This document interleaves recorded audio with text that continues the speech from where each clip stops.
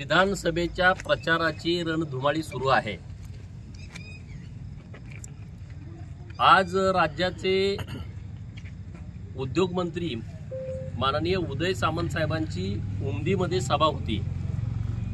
या सभेला प्रचंड प्रतिसाद मिळाला। उत्स्फूर्तपणे स्वयंस्फूर्तीने लोकांनी मोठ्या प्रमाणामध्ये उपस्थिती दर्शवली। माननीय उदय सामंत साहेबांचं भाषण सुरू असताना वेगवेगळ्या चॅनेलवरती ते लाईव्ह होतं आणि त्यामध्ये एका चॅनेलवरती संस्कार टकले नावाच्या अकाउंटवरून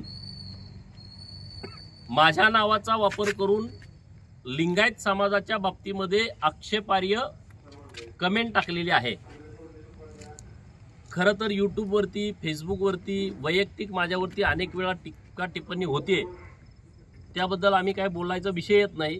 परंतु माझ्या लिंगायत समाजाच्या विषयी चुकीच्या पद्धतीनं कमेंट करून दुसऱ्या मिनिटाला त्या कमेंटचा स्क्रीनशॉट काढून तो व्हायरल केला गेलाय आणि म्हणून माझ्या निदर्शनास ही बाब जेव्हा आली, माननीय राजू कमतगी, माननीय इट्टी डॉक्टर आरडी साहेब, संजय तेली साहेब, लक्ष्मण जगगोंड आणि आमचे ज्येष्ठ नेते गोबी साहेब यांनी लगेच मला फोन केले की असं असं घडलंय। तर आम्ही तो दौरा सोडून जत पोलीस स्टेशनला माननीय DYSP साळुंके साहेब, माननीय PI बिजली साहेब यांच्याकडे सविस्तर आमचे मित्र माननीय लक्ष्मण जगगोंड यांच्या नावानं तक्रार दिलेली आहे।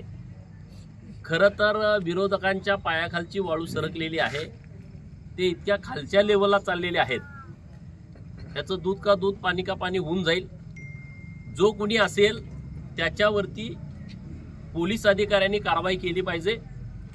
जर ते फेक अकाउंट असेल तर त्याच्याबद्दलची पण स्पष्टता पोलीस स्टेशनच्या माध्यमातून आली पाहिजे, अशी भूमिका आता आम्ही पोलीस स्टेशनला मांडलेली आहे।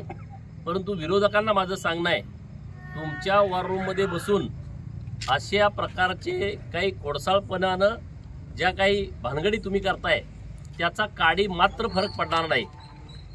इथला लिंगायत समाज, इथला मराठा समाज, इथला धनगर समाज, इथला बहुजन समाज हा मनानं एक झालेला आहे।